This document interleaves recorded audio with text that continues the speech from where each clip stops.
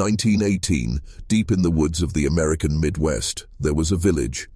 A small, tight-knit place built by one family whose name carried weight, fear, and a strange kind of reverence. Farmers, craftsmen, and children lived there, hidden from the main roads, a community that seemed ordinary on the surface, but in a single night, it was gone. Every man, woman, and child. No bodies, no fire, no migration records, just silence, as though the earth itself had swallowed them whole. The newspapers ran short columns, tiny paragraphs buried between war reports and influenza death tolls. The officials told people not to worry. They said the town was abandoned, that sickness forced people to leave. But that was a lie. You don't abandon entire houses with food still on the tables, tools still resting in half-finished projects, and letters still sealed, waiting to be opened. You don't abandon your children's toys scattered across the dirt like the game was still in play. And you don't abandon the graves of your dead unless something has forced you away. The deeper you look, the more you realize this wasn't a disappearance. It was an erasure. The founding family, the ones who carved this settlement out of the wilderness, left behind journals.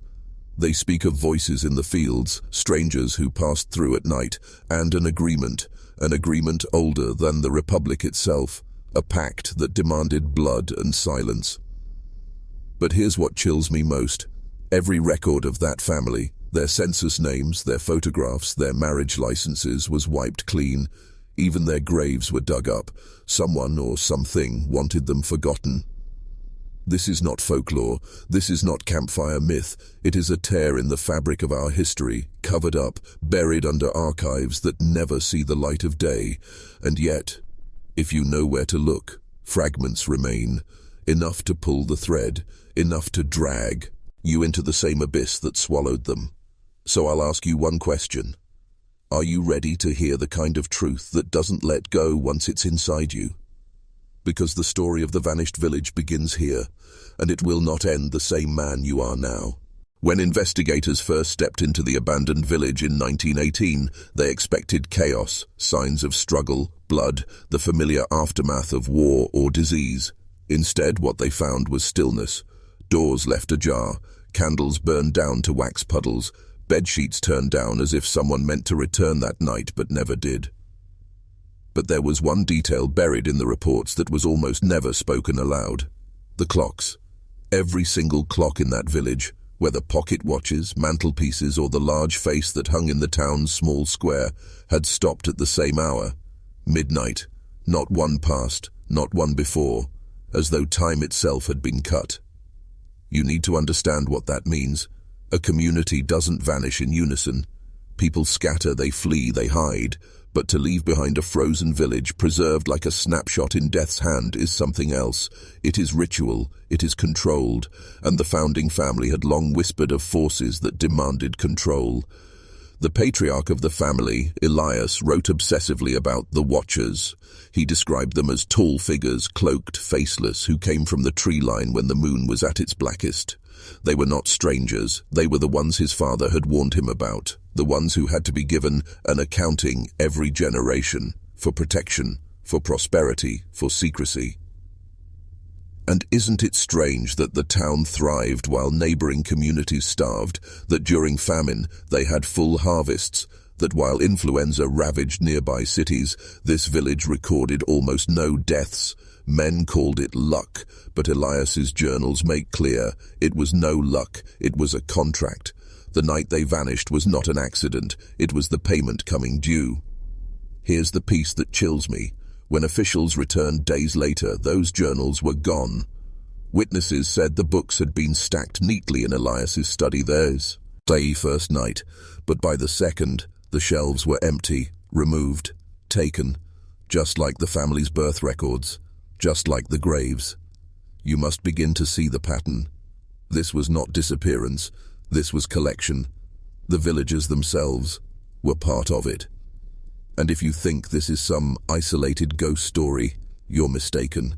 History is littered with these vanishings, settlements that flourish briefly, then collapse into silence, as if something rose from the dark to gather its due. Tell me, doesn't it feel less like superstition and more like a system? Most people hear a story like this and dismiss it. They say, if a whole village vanished, why isn't it in the history books? But that is exactly the point. The people who decide what goes in those books are the same ones who decide what gets erased. When researchers later tried to trace the village, they ran into a wall. County maps from before 1918 showed it clearly. The name written in ink, the boundaries drawn, the population marked. But editions printed after the disappearance left a blank space, as though the land had never been inhabited. Survey records were quietly amended. Boundaries were redrawn. It wasn't just that the village vanished, the memory of it was scrubbed clean. You need to stop thinking of this as one small mystery. Start thinking of it as a method. Institutional erasure is the most powerful form of control. Kill a man and he becomes a martyr. But erase him, erase his family, erase his land, and you create a void. A void no one dares to question, because they're told there was never anything there to begin with. But fragments still leaked through. A missionary who passed through in 1917 wrote a letter describing the village's strange rituals. Not Christian hymns, but chants in a language he didn't recognize. He spoke of bonfires in the fields, where men drew symbols into the dirt while women circled them, faces veiled. He called it pagan, but the language he described, it matches carvings found in ruins thousands of miles away, a language older than any church. Here's what strikes me. The founding family wasn't uneducated. They weren't backwoods mystics. Elias's son studied law. His daughter was a school teacher. They knew what they were doing was not some harmless superstition. They were keeping a contract alive. And this is where the unease cuts deepest. Because a vanished village in 1918 isn't just tragedy or coincidence, it's a signal. A reminder that hidden hands can shape reality, that an entire community can be blotted out like chalk on a board if it serves a greater design. Ask yourself, if the records of this one place could be erased so easily, how many others have been swallowed whole without us even knowing? And more dangerously, what system has the power to decide who gets remembered and who doesn't? When men vanish, we call it disappearance. When records vanish, we call it censorship. But when both are erased together, you're staring at something older than government, older than any institution we're taught to trust. The vanished village of 1918 was not unique. It was a mirror of something that happened centuries before, across oceans. Whole communities swallowed, their existence reduced to rumor. Archaeologists dig and call it collapse. Historians shrug and call it migration. But the truth is, the patterns repeat with surgical precision, the same symbols, the same timings, the same silence left behind. And silence itself is the weapon. Elias's journals, before they were stolen, mentioned a phrase, "The bargain holds." He didn't explain it. He didn't have to. Because the bargain wasn't his invention, it was inheritance. The founding family traced their bloodline back to Europe, to a small sect expelled for heretical practices. That word, heretical, is always a shield. What it really means is, they carried knowledge the authorities couldn't control. So they crossed the ocean, carved a place into the wilderness, and planted their secret in new soil. For decades they flourished, for decades they fed something, and when the time came, that something collected its due. But here's the part that chills me. The few villagers who traveled outside before the disappearance spoke of being watched, not by outsiders, not by locals, but by officials, railway workers, census takers, even state representatives who asked strangely specific questions, almost as if they already knew the community's fate, almost as if they were waiting for it. Do you see the layers now? This isn't just myth, it's management. You're not dealing with random vanishings, you're staring at a system of controlled erasures. And if you think that system stopped in 1918, look closer at the world around you. How many stories slip through your fingers because they're never told in the first place? How many people simply disappear, not into the woods, but into silence engineered from above? The vanished village is a door, and once you walk through it, you realize it wasn't the first, and it won't be the last. The truth is simple, brutal, undeniable. What happened there was not collapse, it was collection, and men in power have always known how to collect. Think carefully. A vanished village isn't just about bodies gone missing, it's about the mind. Control doesn't begin with disappearance, it begins with perception. What you see, what you don't see, what you're told to forget. The founding family understood this. That's why Elias wrote about the Watchers. They weren't only figures in the woods, they were men in suits who came with clipboards and official seals. They were archivists, surveyors, men of authority. They gave the illusion of legitimacy while ensuring the silence stayed intact. You see, when you erase a people, you must also erase the memory of them. Otherwise, their absence becomes rebellion. This is the core of psychological control. Sever the mind from what it knows to be real. Tell a man he never saw the faces he swears he remembers. Tell him the maps were always blank. Tell him the graves never existed. If he protests, call him unstable, hysterical, delusional. Soon he doubts his own memory. Soon he silences himself. You think this is only history? No, you live inside it. Institutions still use this method, just refined, digital, invisible. Narratives adjusted, headlines buried, terms of service written to reshape what you can and cannot recall. The vanished village is a crude example, but it shows the skeleton of the system. Here's what makes it terrifying. The people themselves often become participants in their own erasure. Imagine being one of the last villagers in 1918 who realized the bargain was about to be collected. What would you do? Speak out, and no one believes you. Run, and you become a lunatic whispering about shadows. Stay, and you vanish with the rest. Each path ends the same. And so silence spreads, not just because of force, but because of hopelessness. That is how psychological control operates best, not by chains, not by bars, but by convincing men that speaking is pointless. The founding family didn't just disappear, they were folded back into a larger pattern of control, one that ensured their names dissolved like smoke. And if you think erasure is less powerful than violence, look again. Violence scars history, erasure rewrites it. So ask yourself, how much of your history, your country's history, your family's history, has been erased before you were even born?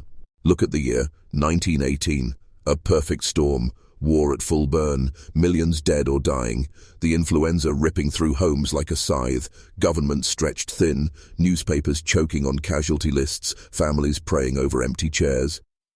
If you needed to hide a disappearance, if you needed to fold an entire village into silence, there could not be a better cover than that year. Noise everywhere, fear everywhere, and in fear, men stop asking the right questions. Officials knew this. They always know when the public is exhausted. When minds are numb, you can file anything under urgency. You can bury anything under triage. You call it wartime necessity. You call it public health. And behind closed doors, you sign the orders that make a map forget a name. The influenza did not erase the village, it erased the appetite to search for it. The war did not swallow the people, it swallowed the attention that would have saved them. Think about how control moves. Not loud, quiet. It waits for your weakest hour. It studies your panic and slips its hands into your pockets while you clutch your chest. That is what happened in 1918. Rail schedules changed. Supply routes were altered. Military convoys cut through back roads no one questioned. The census missed whole districts because men were sick and clerks were drafted. In that fog, one more blank square on a county map looked normal. Elias wrote that the bargain would be collected under a new moon. He also wrote that a shipment arrived the week before. Not food, not medicine. Ledgers and crates marked with numbers that do not match any domestic registry from that season. Imagine the scene. Men in uniform unloading boxes while the village sleeps. Papers stamped in ink that says property of a department the public had never heard of. The Watchers did not just come from the tree line. They came with letters of authority in their coats. This is the part that should make your skin tighten. The Vanished Village is not only a story about ancient rites, it is a lesson in timing. Power does not need to fight you when you are strong. It waits for the world to shake, then it lifts what it wants from your life and tells you it was always missing. And if anyone asks where it went, the answer is simple. War took it. Sickness took it, time took it, all true in appearance, all false in intent. Do you understand now why this story feels heavier than a ghost tale? Because it isn't about superstition, it's about orchestration. Look closer at the structure of the vanished village, and you'll see how deliberate it all was. The founding family built their community in a crescent around the central square. From above, the pattern matched an old sigil, a shape carved into European manuscripts centuries before. Not a random plan, a symbol.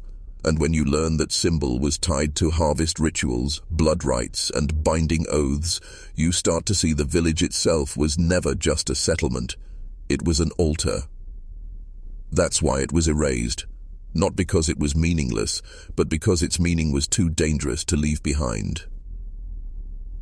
But let me show you something darker. Elias's daughter, Margaret, kept a diary. One of the last surviving fragments ended up in a university archive, misfiled under anonymous rural notes. She wrote about standing in the square at night, listening to voices that were not her neighbors. She wrote of the soil vibrating under her feet, as though the land itself had breath. She spoke of being prepared for the offering. Her words stop mid-sentence, as if someone tore the page from her hand. Prepared for the offering. Now ask yourself, what was the offering? If you believe the myth, it was blood. If you believe the documents, it was memory, perhaps both, because the pattern always returns, the bargain is renewed, and the witnesses are silenced. And that's the design of hidden agendas. They rarely demand your body. They demand your consent, your silence, your compliance in exchange for survival. The family knew this. They played their role until the final night when their entire creation was taken in one sweep. This is how ancient corruption thrives, not openly but embedded in symbols, rituals, and settlements that appear ordinary until the moment of collection. And the state, always watching, always waiting, doesn't destroy these communities. It absorbs them, files them away, turns them into invisible bricks in the foundation of the system you live in now. So when you hear of a vanished village, don't imagine tragedy. Imagine structure. Imagine a design that required erasure to keep the rest of the world believing its illusions. Because when one altar falls silent, another always rises. The more you pull this thread, the more you see that the vanished village was not isolated. It was part of a larger weave, stitched between church, state, and unseen hands that moved both. Think about the timing again. 1918.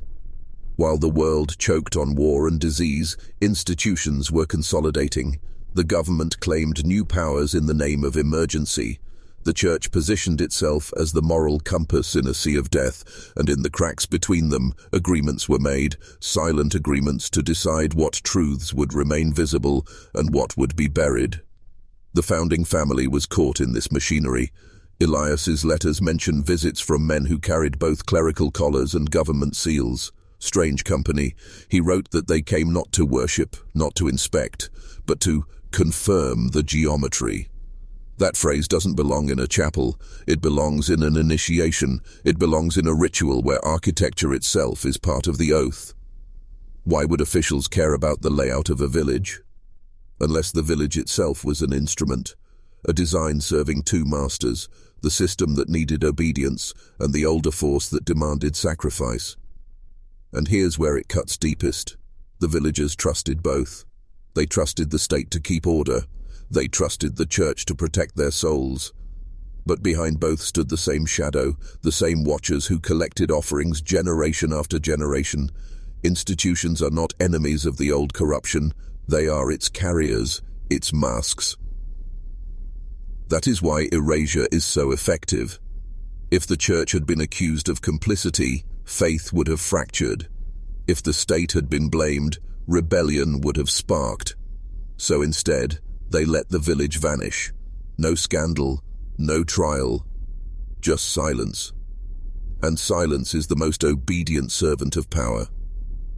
You must understand, corruption does not always announce itself with gold or vial. Hence, sometimes it whispers through rituals disguised as faith, through laws disguised as order. And when the bargain is fulfilled, when the altar is cleared, those in charge don't mourn. They adjust the record, redraw the map, and wait for the next offering. That is why the vanished village matters, not because of what was lost, but because of who was served. Here is the cruel genius of it. Once you erase a village, you don't just erase people, you erase certainty. You make men question the ground beneath their feet. Psychological warfare is not about breaking bones, it's about breaking memory. If you can convince a man that what he remembers never existed, he becomes a servant to the system without realizing it. He will censor himself before the censor ever arrives. He will doubt his own senses before doubting the voice of authority. Think of the villagers' neighbors in 1918. They must have noticed the silence, the smoke no longer rising from chimneys, the fields suddenly untended. They must have heard the stories. And yet, when officials declared the town abandoned, they accepted it. Not because they believed it, but because believing otherwise meant confronting a terror they could not fight. To accept erasure is to survive. To resist it is to be consumed by it. This is how institutions breed obedience. You are taught that forgetting is safer than remembering. You are taught that questions mark you as unstable, dangerous, unpatriotic, even sinful. And soon, the system doesn't even need to erase. Men erase themselves. They laugh off the stories. They ignore the gaps. They bury the unease under the comfort of normalcy. And here is the trick. Once you accept one erasure, the next comes easier. A village here, a family there, a record missing from the archive. Each silence feels smaller than the last, until one day whole chapters of history are gone, and no one blinks. That is the true battlefield, not in forests or trenches, but in your perception of reality itself. The vanished village was not just erased, it was weaponized. Its silence became a test. Who would ask questions, and who would fall in line? The men who asked questions found doors closed, records missing, neighbors turning away. The men who fell in line fed quietly, forgetting what they once knew. And now, over a century later, you hear this story and feel the unease. That is proof you are not yet fully conditioned. You can still feel the gap they tried to stitch shut. You can still sense that something was taken, and the world around you was trained to pretend otherwise. But if you keep listening, if you keep following this descent, you'll cross a line, and once crossed, you cannot return. The vanished village is not just an eerie footnote, it's the blueprint for how the 20th century was built. What happened in those woods in 1918 became the template for a century of suppression, perfected on a global scale. Look at the timing again. The war had given birth to propaganda as a weapon, not rumor, not suggestion, but organized psychological assault. Governments learned they could move entire nations with posters, films, and headlines. They could make men believe an enemy was less than human. They could make mothers smile while sending their sons into slaughter. And once they saw how effective it was, why would they stop? The influenza deepened the lesson. Panic, sickness, and censorship taught people to accept whatever explanation was handed to them. If officials said a village was abandoned due to illness, no one questioned it because fear was louder than curiosity. That is how conditioning works. You don't crush resistance, you drown it in distraction. Now carry that forward. Wars, depressions, crises, each one became another opportunity to refine control. By the 1930s, mass media was fully weaponized. Radio carried the voice of authority directly into living rooms. Newsreels blurred truth with spectacle. And beneath it all, institutions quietly decided what stories would survive and which would be erased. The village was only the beginning. You see, the secret isn't just hiding truths, it's replacing them. A blank space on the map is suspicious. A rewritten map is obedience. The same hands that erased a village in 1918 learned to erase ideas, movements, even entire populations by folding them into new narratives. They didn't just hide silence, they manufactured noise. And here's the darkest part. It worked because men wanted it to work. Most people don't crave truth, they crave certainty. They want to believe the officials, the clergy, the archivists, because the alternative, that the ground under their lives is unstable, is unbearable. The vanished village was not simply erased, it was replaced with a comfortable illusion. Nothing to see, nothing to fear, nothing to question. This is the pattern of the 20th century. Erasures covered with headlines, sacrifices hidden under symbols, villages swallowed, names forgotten, all to keep the machinery running smoothly. And if you think this was about protecting the public, you've missed the point. It was about control. Always control. The deeper you descend, the more you realize the vanished village was not an accident of history. It was a continuation of something older, an oath carried across generations, wrapped in new names, new uniforms, new flags, but bound to the same hunger. Elias knew this. His journals, before they were taken, mentioned symbols carved not only in the village square but in documents sealed by officials, matching sigils, the kind no archivist would acknowledge, but carved into the margins like fingerprints.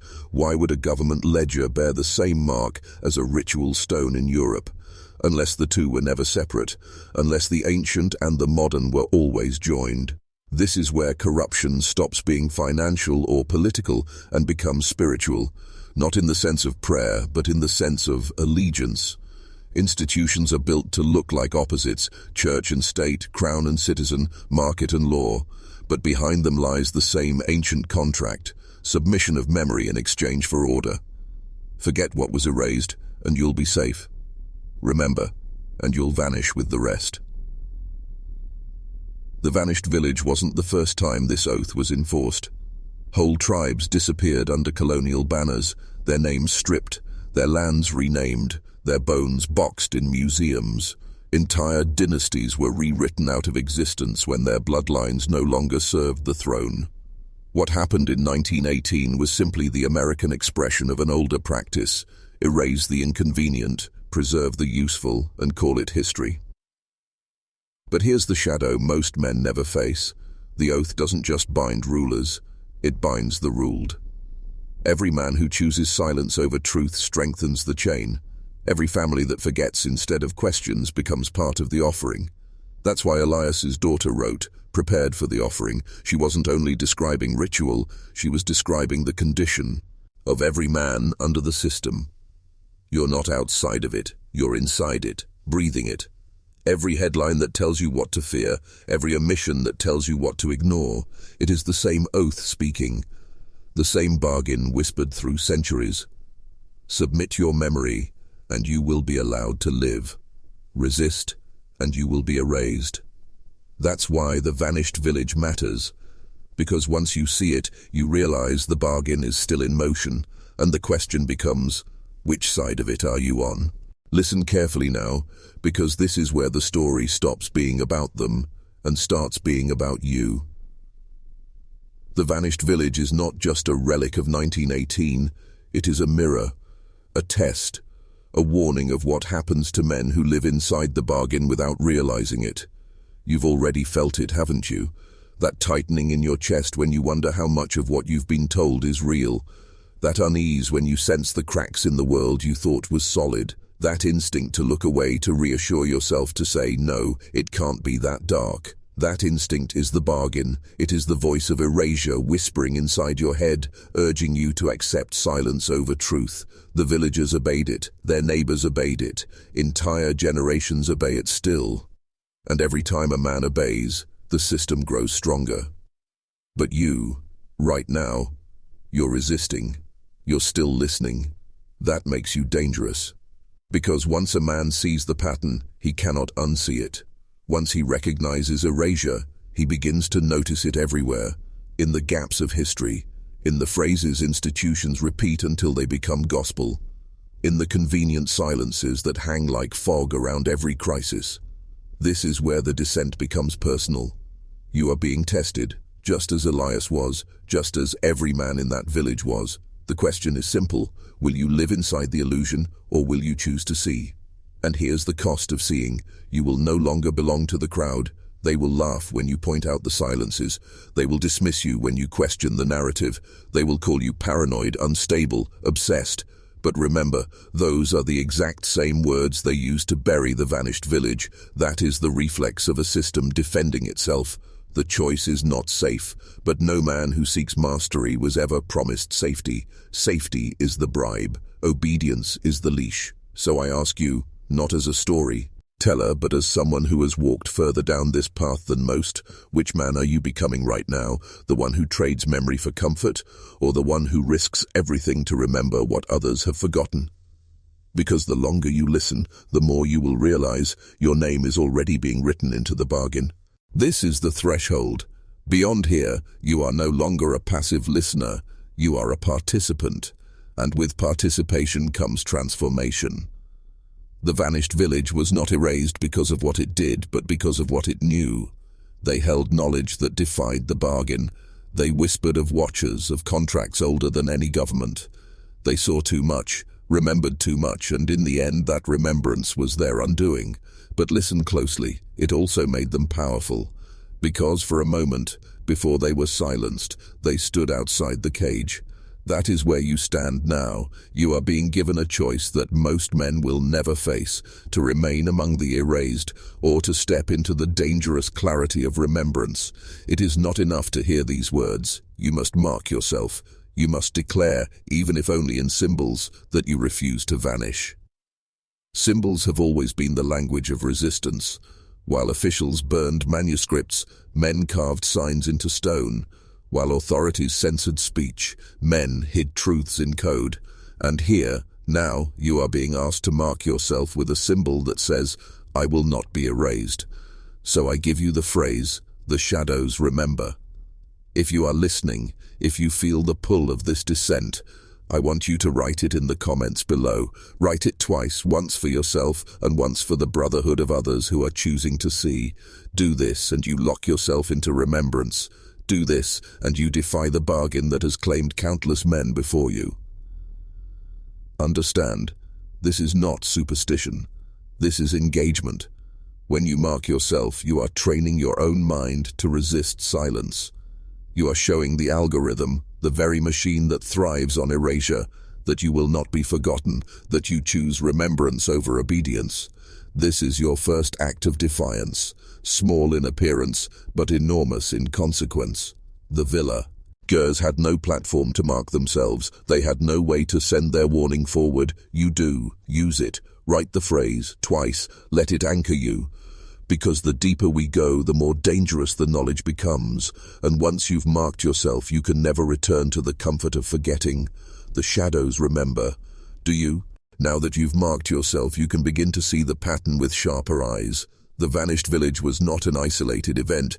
It was part of a global system of controlled forgetting. A pattern so vast that once you notice it, you realize the world around you is stitched together with silences. Think of it this way. Every empire, every nation, every institution has its shadows. Whole peoples erased, whole histories rewritten. Ask yourself, how many stories have you never heard, not because they were unimportant, but because someone decided you weren't meant to know them? That is controlled forgetting. And it is the same machinery that swallowed the village in 1918. Look at other vanishings. The Roanoke Colony, 1587, a community carved into the wilderness, gone without a trace. The records say mystery, but the land says otherwise. Local tribes spoke of strangers absorbed into rituals, of symbols carved into trees, of an offering that was never meant to be understood by outsiders. Controlled forgetting smoothed the edges, turned it into a campfire story, and the machinery moved on. Or look at entire bloodlines in Europe, families erased not by disease, but by decree. Their names scratched out of registers, their crests confiscated, their graves unmarked. When history books speak of them at all, it is with a single dismissive line, "died out." That phrase is the signature of the bargain. It doesn't mean they died, it means they were taken. And in the 20th century, the machinery became global. Wars provided endless excuses for disappearance. Political purges rewrote memory at the stroke of a pen. Even now, in the digital age, it continues. Links vanish. Archives break. Search results bury truths beneath floods of noise. Erasure has only evolved. The vanished village was not erased because of tragedy. It was erased because it revealed too much of the system that thrives on erasure. The founding family carried fragments of an oath that reaches across borders and centuries, and when the system recognized the danger, it collected them, scrubbed their memory, and filed the event under abandoned. Controlled forgetting is the true currency of power. Wealth fades, armies fall, but the ability to decide what is remembered, that is eternal. So now ask yourself, what pieces of your own history have already been stripped from you? What truths were buried before you ever had the chance to learn them? Erasure isn't only about the past. That's the mistake most men make. They think controlled forgetting is a backward glance, a cover-up of what has already happened. But the truth is sharper. Erasure is a weapon aimed at the future. When a village disappears, when its name is struck from maps, when its stories are scrubbed from memory, something else happens. The future loses an anchor.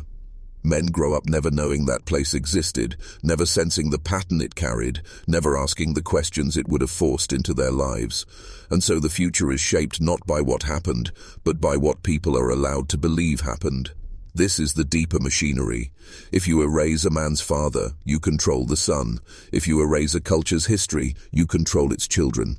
If you erase an entire settlement, you plant silence into the soil of every generation that follows, silence that grows like a crop, harvested by those who benefit from obedience. That is why the vanished village matters, not because of who they were, but because of who they might have created. What movements, what knowledge, what rebellion could have risen if that community's memory had survived? You will never know. None of us will. That future was amputated in 1918. And here's where it cuts deeper. Every time you accept an official version without question, every time you nod at the headline and swallow the explanation, you are participating in the engineering of tomorrow. Not your tomorrow, their tomorrow. The tomorrow designed for you by men who understood long ago that memory is the leash. The founding family knew they were part of this chain. Elias wrote it plainly. What we bind now is not for us, but for those not yet born. He was speaking of his own bloodline, yes, but also of yours, of mine, of everyone who walks in a world where silence has been planted like seed. And so you must see, controlled forgetting is not passive, it is not reaction, it is design. It builds the cage around your future by deleting the maps of your past. The vanished village is a wound you were never supposed to notice, but now that you have, the question sharpens. Will you let your own future be written by their silence, or will you carve your own memory into the stone of what comes next? You've seen how forgetting controls the past. You've seen how it engineers the future. But here is the darker truth. The ritual of erasure itself is the offering. The silence is not a byproduct of power. It is the sacrifice. Think of it like this. When a people vanish, when a family is struck from record, when even their graves are leveled, that absence doesn't just benefit those in control, it feeds them. Power is not built only on blood or gold, it is built on silence. Silence is the altar. Erasure is the ritual. The vanished village in 1918 was not simply abandoned, it was consumed. Their absence became the fuel for the machine. Imagine it, hundreds of voices, conversations, laughter, prayers, all snuffed out, leaving behind a hollow so perfect that it drew attention away from what had actually been taken. That hollow is still echoing even now. You can feel it. The chill in your chest as you listen isn't just atmosphere, it's residue. Throughout history, this ritual repeats. The Aztec codices burned by Spanish priests, the Library of Alexandria reduced to ash. The purges of dynasties in China, entire records annihilated to mark the birth of new rule. In every case, the loss was not an accident. It was an offering. The past was fed into fire so that a new order could claim dominion over the living. And here's the revelation that binds it all together. The ritual doesn't need you to believe in it for it to work. You can mock it, you can deny it. But as long as you accept the silence it creates, you participate in it. You kneel at the altar, unknowingly. The founding family of the vanished village understood this. That's why their writings were dangerous.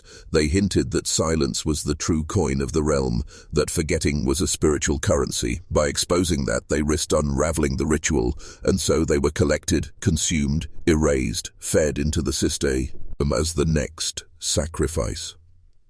Now ask yourself, how many silences surround you right now?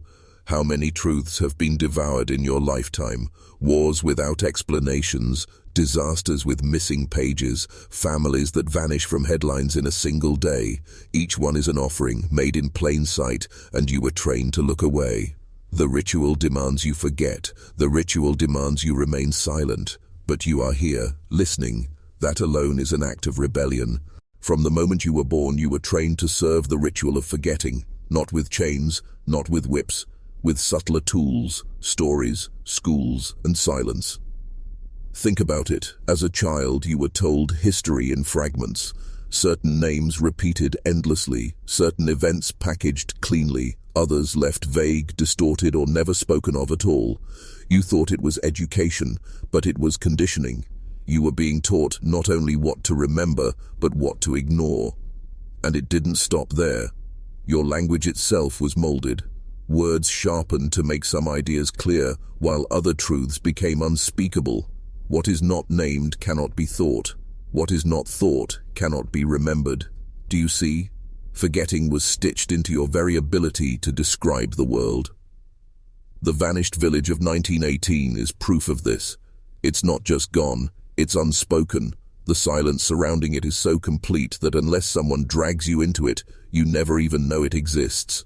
That's the highest form of control, not making you reject the truth, but ensuring you never know the truth was there to begin with. This is why men are so easily led. You were never given the full script of the world, you were given a redacted version, and each redaction became a blind spot, a vulnerability. You were taught to laugh at conspiracy, to dismiss anomalies, to silence your own questions before they even formed. That reflex isn't natural. It was installed. And now the trap is perfected. Each generation inherits not just the stories that were told, but the silences that were enforced. The gaps become deeper, harder to see, more normal. By the time you reach manhood, you are fluent in forgetting. You don't need the machine to silence you, you silence yourself. But here's the fracture. Some men resist, some men feel the itch of what is missing, the haunting of erased memory. These men notice patterns. They stumble on vanished places. They realize the world is too clean, too edited, too fragile in its official telling. These are the men who break through. These are the men who see. And that is why you are here. You are not just listening to a story of a lost family and a village wiped away. You are being retrained. Your silence is being broken. The real question is, will you stop at listening, or will you learn to tear holes in the veil for yourself? The founding family was not naive. They knew the system of silence would come for them. They knew erasure was inevitable. But here is the part that few understand. They planned for it. They laced their disappearance with triggers, seeds of awakening, meant to reach across generations. Elias, the patriarch, wrote in a final letter that was smuggled out before the family vanished. If we cannot survive, let us vanish in a way that speaks louder than life itself. That line is not the resignation of a defeated man. It is the tactic of someone who understood that absence can be louder than presence, that silence can shout when planted in the right soil. Consider the village itself. It was not large. It should have disappeared into history like thousands of other small settlements do. But it didn't. It left a disturbance, a trace. You can feel it in the archives, missing census pages, altered maps, photographs with empty labels. These are not accidents, they are scars, scars that force the attentive man to pause and ask, why is this missing? Who wanted it gone? That pause is the trigger. The family left behind not just artifacts, but absences so deliberate they function like traps for the mind. A curious man stumbles across the silence and feels the pull. That pull is the echo of their design. They turn their erasure into a signal. You listening to this now, you are inside their design. That should make the hair rise on the back of your neck, because it means this moment was meant for you. The vanished family anticipated the day when someone, maybe you, would feel the itch of what had been covered, would dig, would discover, would finally hear. Think about what that means. In allowing themselves to be erased, they weaponized their own absence against the system that consumed them. They created an anomaly in the machine, a silence that refuses to fully stay silent. And is the unsettling thought. What if this wasn't only for memory? What if it was a test, a filter? What if their design was meant to separate men who can walk through life blind from men who can sense the missing pieces? If you're still here, still listening, still locked in, you've passed the test. You are not deaf to the silence. You are not immune to the call. The family's absence has already worked on you. The vanished village was not the last lesson in absence. It was a blueprint, and institutions quickly learned to weaponize the same principle. The act of erasure became not just a tool for controlling populations, but a lure, a conditioning device, and a means to bind men to obedience without chains. Consider how it works. A story disappears, a name vanishes, a record is altered. For most men, the first reaction is to shrug, to accept the official narrative. That acceptance reinforces the system. It trains the mind to defer to authority, to trust the version handed down, to stop questioning. But for a man who notices, who feels the pull of what is missing, the same silence becomes a trap. It draws him closer, compels him to dig, and in doing so, exposes him to forces he may not be ready to confront. Governments, religious institutions, even corporate powers perfected this. They learned that absence is more effective than presence. Remove the proof, control the memory. Offer just enough hints to intrigue the curious, and then watch as men either abandon their pursuit or become ensnared. Each vanishing act becomes a test of loyalty, of awareness, of obedience. The machinery is elegant, invisible, unstoppable, and the vanished village was a masterclass. The family's disappearance wasn't a failure. It was a lesson encoded in every missing ledger, every misfiled journal, every altered map. They taught the system how to erase without creating chaos, and they taught the attentive how to see without being safe. Now, understand this. The pattern continues today. Erased documents, missing archives, buried scandals, they are not accidental lapses. They are triggers placed by the same machinery that collected that village. They are signals, warnings, and tests. And every man who stumbles across them has to decide, ignore it and survive comfortably, or confront it and risk everything. This is why the vanished village resonates. It is not only about history, it is a lens through which you can recognize the same forces shaping your reality now. The same system that weaponized absence in 1918 is still active. It is still watching, still waiting, still selecting who will see and who will remain blind. And now that you've seen, that you've felt the pull, you know you are no longer blind. The machinery may still operate around you, but you will never be a passive participant again. Now that you understand the mechanics, it's time to confront the cost. Seeing the machinery of erasure, the vanished village, the hidden patterns, the silent oaths, is not without consequence. Awareness is not free. Knowledge, especially dangerous knowledge, demands a price. The ancient corruption that consumed the village is still alive.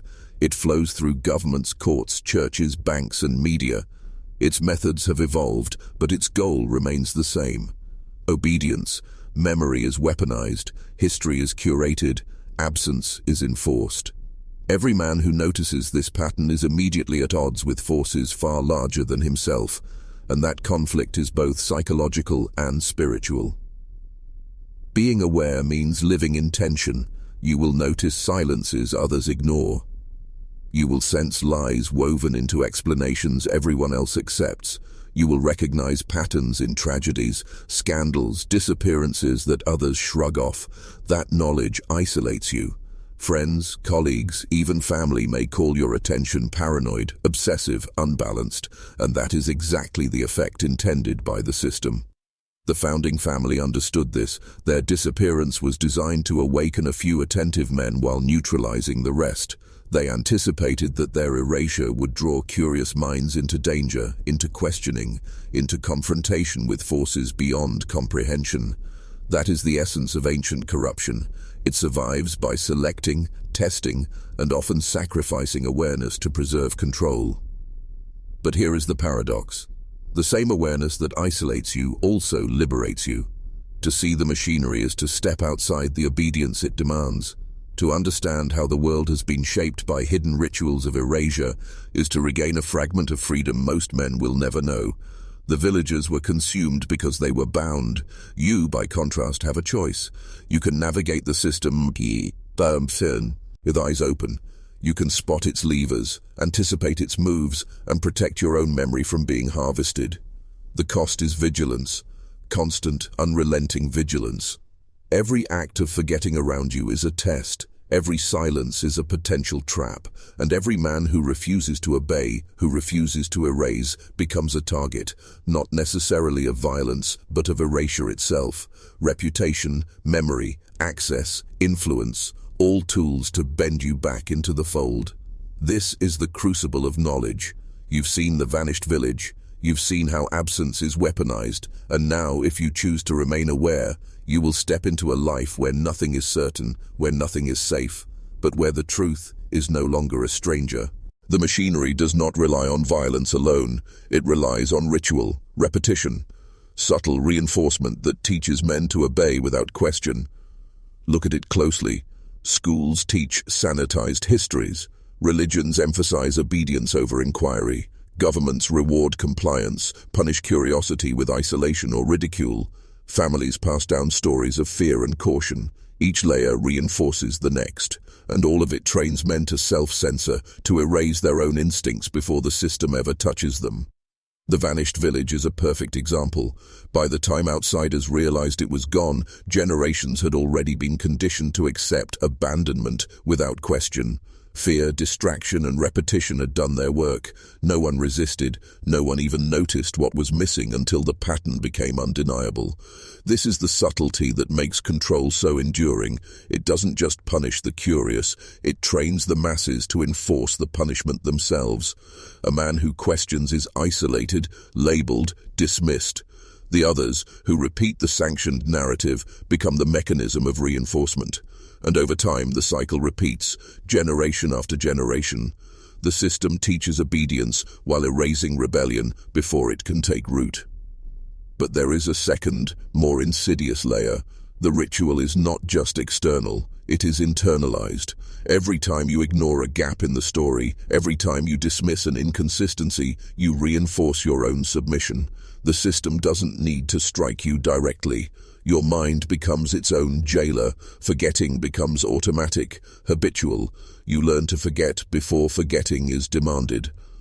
The founding family knew this. That is why they embedded triggers in absence, in disruption, in the very architecture of their community. They knew that men conditioned to obey would glance past obvious signs. Only the attentive, the stubborn, the unwilling to self-censor would notice and awaken. That awakening is rare. That awakening is dangerous. And here is the truth you must carry with you. The ritual, the repetition, the subtle reinforcement, they are not passive. They are living, adaptive mechanisms. They move with the observer. They evolve to keep men compliant. To resist them is to challenge a system older and more patient than you can imagine. The question becomes, will you allow yourself to be trained to forget, or will you refuse and face the consequences? The vanished village was not an isolated anomaly. It was a node in a network that stretches across continents, centuries, and institutions, an invisible lattice of influence designed to shape, monitor, and control men without their knowledge. Think about it. The founding family's patterns were mirrored in European ritual towns, in secret societies, in colonies and settlements that disappeared quietly. This was not coincidence. It was strategy. Each vanishing, each erasure, each silence was a deliberate strand woven into a global system, and the same hands that orchestrated it in 1918 understood the connections that reached back hundreds of years. These networks operate like a dark ecosystem. One part disappears, another adjusts. One ritual is exposed, another moves underground. Every time the system is threatened by curiosity, it reacts with subtle force, manipulating memory, controlling narratives, and using absence as both shield and weapon. The vanished village was a test of this machinery, a small experiment in erasure and influence that proved devastatingly effective. Modern institutions inherited these methods. Governments, banks, religious authorities, educational systems, they all participate, knowingly or unknowingly, in the enforcement of selective memory. The village's erasure is a microcosm of the larger mechanism: remove the inconvenient, preserve the obedient, manipulate the curious. Networks of influence ensure that each act of control reverberates far beyond its origin, shaping events, history, and perception for decades. And here's what most men never realize: these networks are not always centralized. They are decentralized, adaptive, invisible. They exploit loyalty, fear, and tradition. They move through symbols, laws, and silence. They recruit compliance voluntarily. The founding family's disappearance was absorbed into the system, and their absence amplified it, teaching men across generations the art of submission without overt coercion. You are living in the shadow of that network right now. Every story you are told, every omission you encounter, every convenient explanation you accept, each is a node, a strand, a test of awareness. And because you are aware, you have become part of the network's problem. You are no longer just a passive observer.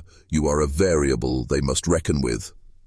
The vanished village was never just a village. It was a message, a warning. And now, if you are paying attention, it is a call. Awareness is a burden.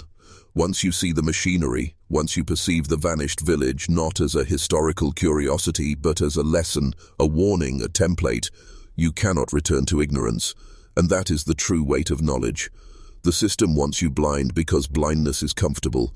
Ignorance is a shield, but seeing, truly seeing, puts you at odds with everything around you. Every man, every institution, every story you encounter becomes a test. Every omission, every silence, every convenient narrative is no longer invisible. You feel the pull of the gaps, the holes in reality that others walk past without noticing. This is the crucible of transformation. To walk outside the machinery is to carry isolation, suspicion, and the constant tension of vigilance. Your relationships may strain. Your assumptions about the world crumble. You must learn to navigate a reality where most men obey silently, repeat falsehoods unconsciously, and accept erasure as a law of nature. And yet, there is power here. Knowledge grants agency. Awareness allows you to see levers and patterns invisible to those who accept the narrative as given. You can anticipate manipulation, recognize rituals of control, and avoid becoming a tool for someone else's design. The vanished village teaches this most clearly. Memory is not just preservation, it is survival. But survival is costly. The system resists awareness. The network of influence perfected over centuries will test you. You will encounter doubts, ridicule, subtle pressure to conform, and overt attempts to silence inquiry. And here is the unforgiving truth. Most men yield. Most men forget themselves to fit in, to avoid discomfort, to survive socially. Few retain the clarity to resist. That is why the vanished village matters. It is not just a cautionary tale. It is a template for the man who refuses to vanish. The family left absence behind as a spark. Your presence here is proof the spark can ignite. You are being forged in fire. Your mind is the instrument. Memory is your weapon. The question now is no longer theoretical. You are inside the mechanism, and it is testing you. Will you carry the weight of knowledge, or will you let it slip into silence, like countless others before you? This is the edge, the climax. The point where awareness is no longer optional and ignorance is no longer safe. You have seen the machinery, you have traced the network, you have understood the ritual of erasure, and now the ultimate stakes reveal themselves. The vanished village was not a singular tragedy, it was a warning. Every erased family, every disappeared town, every sanitized history is a reminder that memory is survival and forgetting is death. Not necessarily physical death, though that has occurred, but the death of agency, identity, and autonomy. A man who forgets becomes malleable, obedient, predictable. He becomes part of the system he imagines he resists. And here is the hardest truth. The system wants you to ignore that warning. It wants you to see the village as a curiosity, a ghost story, a distant event that cannot touch your life. That is the final test. If you accept it as irrelevant, if you dismiss it as fiction or coincidence, you are already participating in erasure. You have failed without realizing it. But if you see it fully, if you feel the weight of absence, the machinery of control, the centuries of conditioning, you stand on the threshold of transformation. You become the kind of man the vanished village was designed to awaken. You carry memory where others carry void. You recognize manipulation where others see order. You refuse the bargain, even knowing its cost. That is why the shadows remember. That is why the phrase you wrote in the comments is more than words. It is a declaration of survival. By acknowledging the pull of absence, you anchor yourself in reality that most men cannot perceive. You align yourself with the thread of those who resisted erasure, those who questioned, those who survived invisibly. And now, the choice is yours. Step back into comfort and forget the lessons, or embrace the weight and carry the truth forward. Step into clarity, and you will see things you cannot unsee, know things you cannot unknow, and walk a path that few dare to tread. Step away, and the machinery will absorb you, like it absorbs almost every man. The vanished village is not just history, it is a mirror, it is a test, and it has already begun to judge you. This is the final descent. The moment where you no longer merely observe, but carry the knowledge that reshapes how you see the world and yourself. The vanished village is not gone. It lives in absence, in pattern, in the spaces your mind now perceives. Every erased ledger, every missing census, every altered map, it is a language, a warning, a signal. And now, because you are awake, you can read it. You can understand the machinery that consumes memory and molds men, the system that has operated for centuries to bind obedience with silence. But understanding is not enough. Dangerous knowledge demands action. It demands awareness in every choice, every glance at a headline, every story you accept or question. You are no longer passive. You are no longer merely a man who consumes history. You are a man who measures absence, who sees the patterns that others fail to notice, who carries memory as a weapon and shield. That is the transformation the founding family intended. Their disappearance was a signal, a test, a beacon. They created absence to awaken the attentive, to ignite curiosity, to train a mind to resist. And now, you have felt the pull. You have paused. You have questioned. You have marked yourself. The ritual of erasure has met its match in your awareness. This path is not safe. It will isolate you. It will challenge you constantly. It will reveal uncomfortable truths about institutions, history, and men, including yourself. But it is the only path to real understanding, the only path that ensures you are not swallowed by the machinery that erased the village. Carry this forward. Remember, watch, question, teach others who are ready, protect memory as fiercely as life itself. For once you see the patterns, once you understand the system, once you embrace the dangerous knowledge, you cannot unsee it, you cannot return, you are changed, forever. The vanished village still waits, not in maps, not in archives, not in storybooks, but in the consciousness of the men who dare to remember. You are one of them now, the shadows remember. Do you?